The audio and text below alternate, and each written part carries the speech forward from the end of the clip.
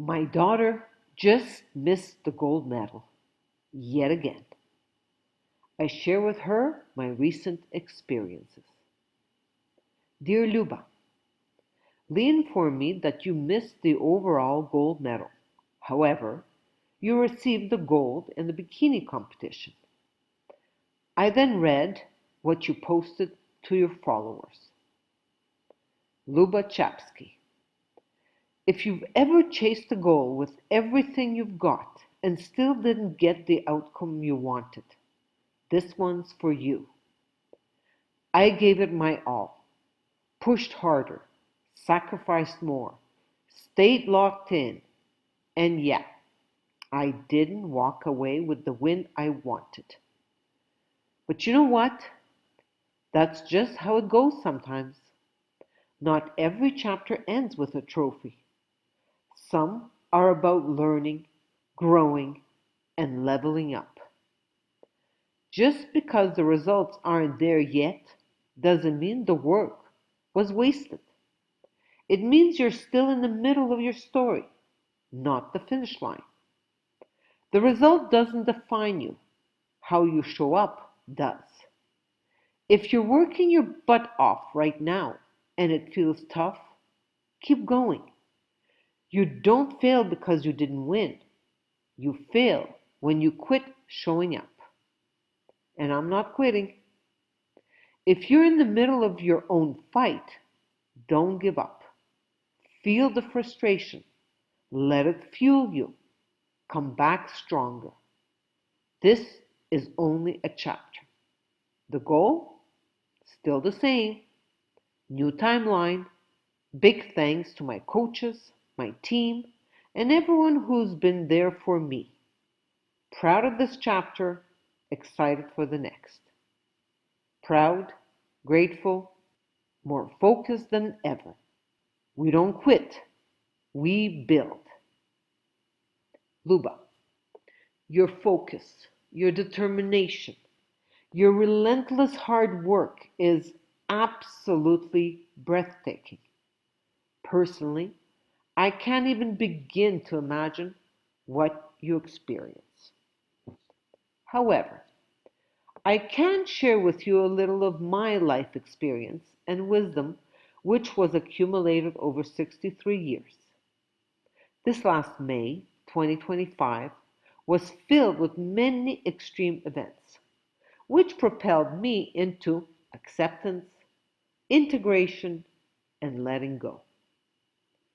You may not be able to understand what I'm trying to share with you, and that's perfectly okay. I recognize that I cannot give you any advice because only your soul, your higher true self, knows what your journey here on earth is all about. However, I can share with you what some of us are experiencing, and that information may propel you on your individual journey. Years ago, I insisted that you and Greg participate in a 2-day workshop given by my spiritual teacher, Mado. I have no idea what you got out of that experience. However, I know that something was registered into your physical being. May 9th, 2025, Guillaume Sauvé, Mado's son, died at the very young age of 35. You're not a mother yet, and therefore you cannot understand a mother's attachment to a child. Here is what Mado included in her article. Leave the mother and give oneself to the mother. The mother explains, at the risk of erasing many illusions in your conscience, I must tell you a little about the origin of the mother's love for the child. For her, this child is made of her own substance, and for quite a long time, relatively long, the material substantial bond between the child and the mother is extremely close. It is as if a piece of her flesh was taken and placed at a distance. And it is only after a very long time that the link between the two is completely cut. There's a kind of bond of subtle sensation, such that the mother feels exactly what the child feels, as if she would feel it in herself. This is the material basis of the mother's attachment to the child. It's a material identity, just that. Do not confuse this with love. It is a material identity that makes one intimately feel. The mother feels, in a completely concrete and material way, what the child experiences. If the child receives a shock, well, the mother feels it. The mother, the woman. May I suggest that you consider watching my last two videos? My spiritual teacher's son died of turbo cancer, and thereby turbocharged my evolution of consciousness. Leave the mother and give oneself to the mother. The following is the most important part of that last video. I really felt this attachment when in 2007 I had to place Gabriel, my severely mentally disabled son, in a foster family. Since the age of 1, he suffered from a rare disease, status epilepticus. These are epileptic attacks which last. Sometimes breathing stops while the convulsions continue. It is therefore a potentially fatal disease. Gabriel had to be urgently hospitalized 14 times, and 3 of those times his breathing stopped before his convulsions. During each episode, a new part of his brain was damaged. After 13 years of tireless care at home, hospital, and healing centers, the disease had greatly diminished, but his mental handicap had become severe. He was 13 years old, and I saw myself forced to take care of him until my death. I was exhausted and discouraged. I had to choose between him and myself. Because my spouse, his brother Guillaume, and I formed an ideal environment, our efforts to place Gabriel were absolutely zero. Therefore, I left without leaving an address, and because of that, my spouse was able to immediately place Gabriel in a foster family. I cried all the tears of my body for months. I literally felt like my insides were being ripped out. With the help of the Aurobindo writings, I slowly overcame my despair of not being an ideal mother until the end.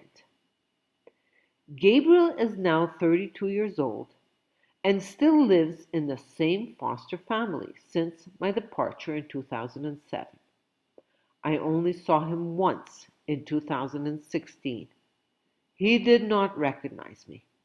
Part of me was immensely relieved, but the other part was devastated. Therefore, I was not healed yet. This departure of mine in 2007 was my first experience of letting go of the animal mothers program. I really felt the extent of the physical bond that attaches mother and child. Recently, my second child, Guillaume, died at 35 years old. 2 Covidian injections, health passed to travel, followed by a turbo cancer of the lungs.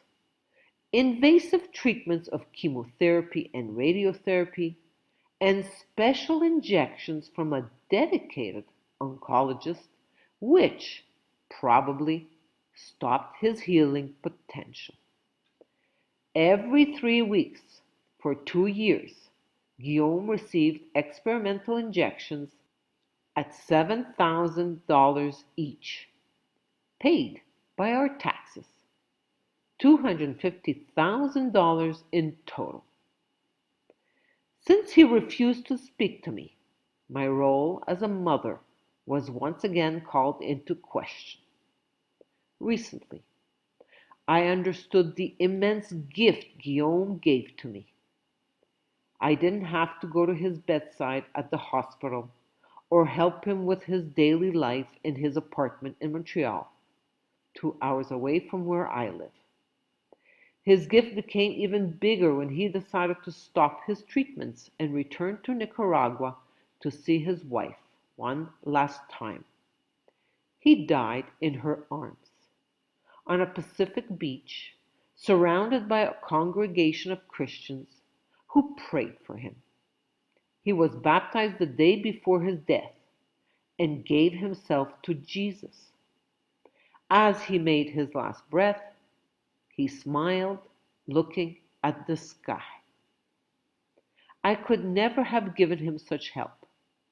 His soul decided that this was the best way to evolve in his final days in this body. For years, he was a staunch materialistic atheist, and therefore this was his way of propelling himself towards the divine. I now understand in the deepest part of myself that Guillaume, Gabriel, and I are all three children of the Supreme Mother. None of us have to exercise control over the behavior of the other. As Sri Aurobindo explained to a disciple one day, a person's ego cannot judge that another soul has made a mistake. It is the psychic being, the soul, which decides what happens to the body it inhabits. The role of the parent is simply to give an example by giving oneself to the Supreme Mother and dissolving the ego, one personality at a time. These days, I continue to improve my interactions with my daughter Geneviève and her two children, Elora, 8 years old, and Devran, 1 year old. So why do I choose to share this with you, Luba? I know I was not the perfect mother to you and Greg. Further, I never tried to be a perfect mother. I was a great dentist and a very successful businesswoman. I realized that I could not be great at all my roles, and therefore I found a great stepfather for both of you. Mado tried to be the perfect mother. For 18 years, she played that role to perfection. However, the day came when she realized that she could no longer continue on that path. The soul, our true self, creates every single detail of our story. We plan out our life between lifetimes in heaven.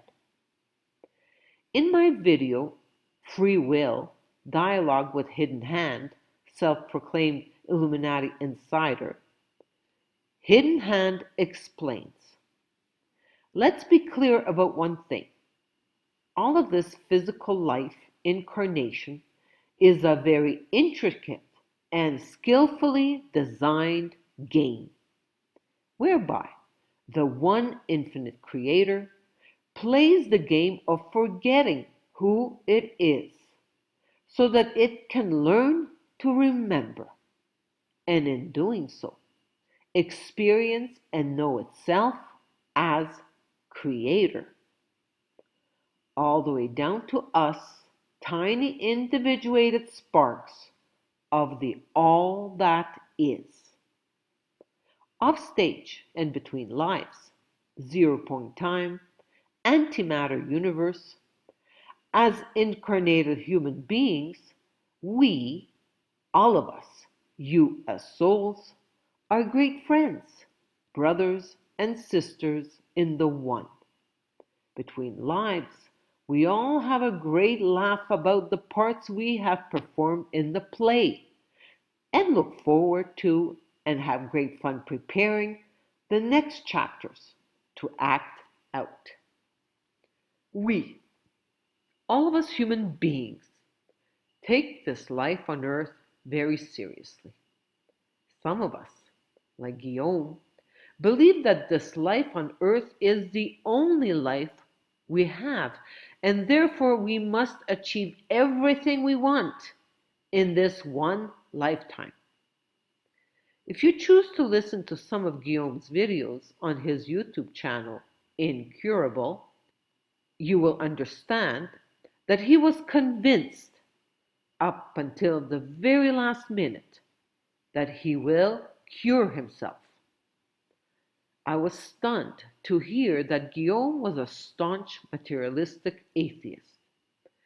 Since Mado was, at least from my perspective, a perfect mother, how could her son be an atheist? That is when I finally understood that a young soul, Guillaume, purposely chooses an old soul as his mother, Mado. The circumstances of that life propelled his soul from the level of consciousness of materialistic atheism to the level of Christ consciousness. On this image, which Mado created, general human consciousness ranges from level 3 to 8. Physical consciousness, or material consciousness number 3, to dynamic mind number 8. Mado and I took the decision with our higher mind, number 9, to go all the way to the supramental, number 13. In this lifetime, Jesus, Buddha, Mohammed, and other spiritual teachers reached a level of consciousness of the overmind, number 12. Now, humanity has the opportunity to go beyond the overmind into the supramental. Of course, I will not go any deeper into this topic because I recognize that it is just too much. What I wish to share with you is that your soul creates everything that happens in your life. Your soul planned out every detail while in heaven, between lives. Your soul knows perfectly well that this life on earth is a game. However, when we come back to earth, we forget everything we know while we are in heaven. You can choose to watch my video. We are in a Monopoly type simulation game. You chose me to be your earthly mother, and I chose you to be my earthly daughter. We both knew perfectly well that this choice we were making was the perfect choice for both of us. In other words, we would both benefit the most and evolve most effectively in consciousness because of our relationship here on earth. Luba, what I do not know and can never know is what did your soul come to accomplish on earth this time around? Only you can figure that part out for yourself. However, since I have been examining my ego personality throughout all of my recent personal creation, I now understand ego quite well. Mado wrote an amazing article in 2016. I include the link to it. Ego, friend or foe? Our greatest challenge and purpose in this lifetime is to understand ego and then eliminate it. I will attempt to share just a little bit of that information here in my attempt to offer you some guidance. First, every single human here on earth is completely and totally governed by an individual ego. The soul, especially a young soul, has very little influence over the normal human being because it is basically inside the wall of death. as can be seen in the cell diagram. The purpose of every human is to start breaking this wall of death by removing fear, one fear brick at a time, from your life. As my ego grows and develops throughout my lifetime, I become more confident and more connected to who I really am, and fear decreases.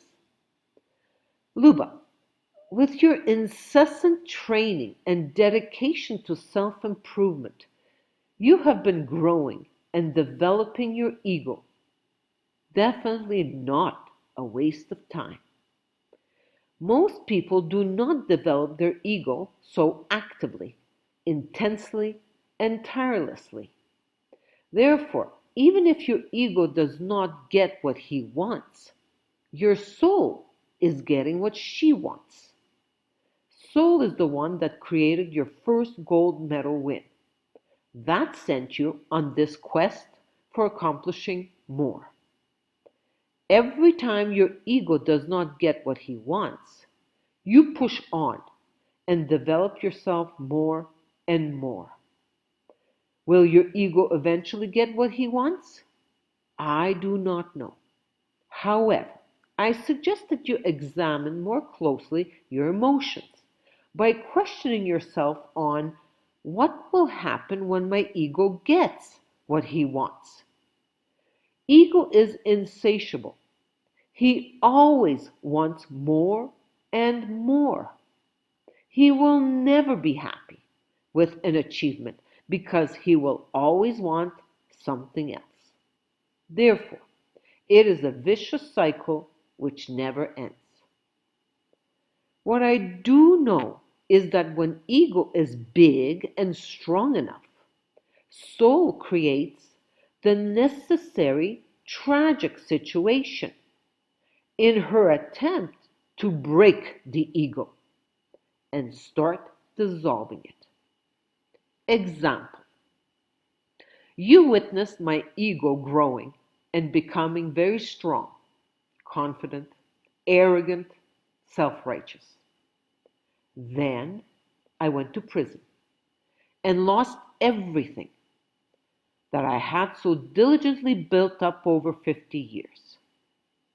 Mado did everything in her power to be the perfect mother, taking care of a mentally retarded son, homeschooling her other two children, living in a straw bale house and gardening to be environmentally conscious, until her soul made her choose her son or her soul. Then, since her commitment to her soul was still not complete, her soul created the death of her other son. It is crystal clear with just these two examples that ego must be eventually broken and completely dismantled. Therefore, I come back to the same question for you.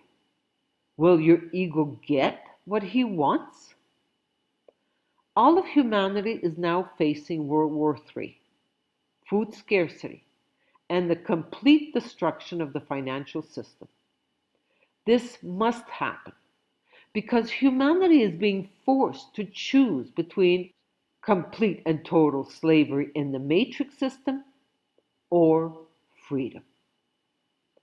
I do not know any of the details which will be unfolding from now until at least 2030.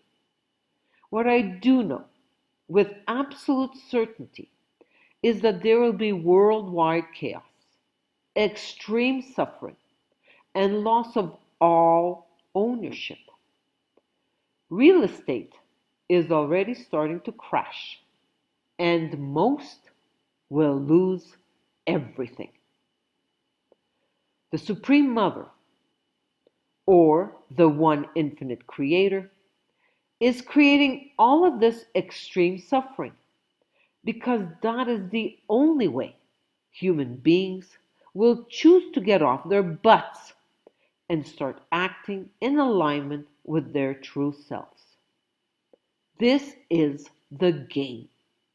We all agreed to participate in this game at this crucial time. Humanity is now ready for the next phase of evolution, and therefore this dissolution of the human ego must happen. Most humans will not find the courage, which is necessary, to let go of their ego. They will therefore continue their evolution of consciousness in a newly created simulation. Again, I recommend my long video on free will. Luba, I have no idea if your soul is mature enough to understand any of this. I simply have to share truth with you. You will be making whatever decisions that feel right for you. I suggest Mother's mantra for meditation. Om Namo Bhagavate. Om, I call the divine. Namo, I surrender to the divine. Bhagavate, I ask the divine to transform my body into her image. On this image, I replace the divine with Diestati, which is what I named the individualized divine in me. Finally, here are some words of wisdom from the Mother. At every moment of life, you are put in the presence of a choice between the grace and your personal satisfaction. Not all storms come to disturb your life. Some come to clear your path.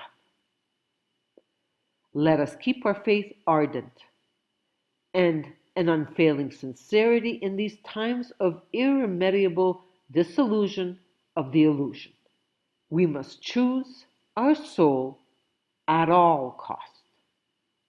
Infinite love, your earthly mother. From millennium slavery to individual sovereignty. In the Orient, in the 20th century, Sri Aurobindo and the Mother discovered and anchored truth consciousness, the supramental consciousness in the earthly atmosphere. Once well anchored, the new consciousness was ready to move on to the next stage, its popularization and propagation. In the West, in the 21st century emerged personal creatia, the power of the sovereign person to govern oneself. Sri Aurobindo's integral yoga goes beyond individual liberation and undertakes collective transformation on earth. After the death of Sri Aurobindo, the Mother continued their work, and on February 29, 1956, the supramental consciousness was definitely anchored on earth. One single and sincere look at the present world situation is enough to convince anybody that it has reached a point of no return. Humanity is heading towards a monumental dead end. Let's stop repeating our obsolete ways, which can only bring more suffering. Personal creatia continues the diffusion of truth consciousness in the West. Substantial unity replaces the guru-disciple separation. Let us all spread the contagion of love. I'm out of the game. Like Truman in the Truman Show, I have taken my bow and left a world of illusion, this computer simulation to which I have given authority to manage my life. I leave the theater, where I have played time and time again the roles of disciple, daughter, parent, dentist, entrepreneur, citizen. Today, I devote myself fully and without limits to spreading individual sovereignty, the truth consciousness that I have been experiencing since 2002. infinite love.